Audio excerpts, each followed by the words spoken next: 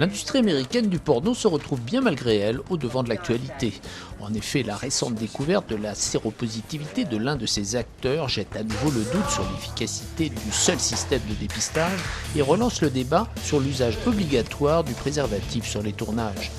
Resté dans l'ombre pendant plusieurs semaines, l'acteur en question, Derek Burt, a décidé de rompre la loi du silence et de dénoncer les pratiques de la profession qui, selon lui, l'ont amené à contracter le virus. La plupart des acteurs ont peur de s'exprimer. En fait, les producteurs ne veulent pas que les acteurs portent des préservatifs, car ils ont peur que cela apporte préjudice à la qualité de leurs produits.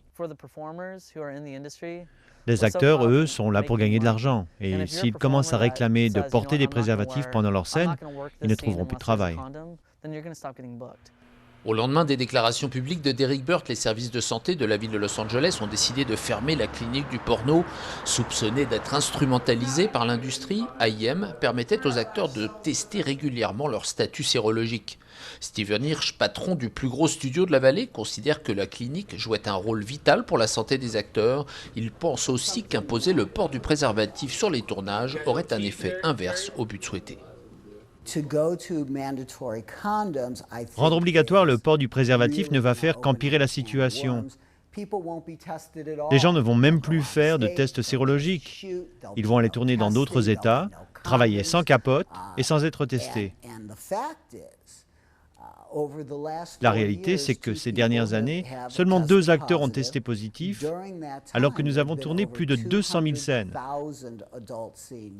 Moi, je pense que notre industrie fait du bon boulot.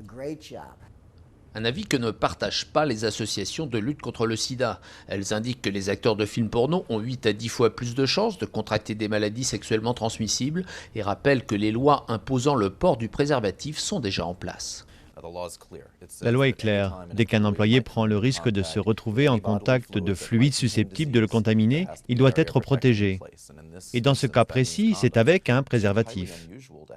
C'est incroyable de voir une industrie qui refuse de respecter les lois en place. D'habitude, quelques amendes suffisent, mais eux, ils se croient au-dessus des lois.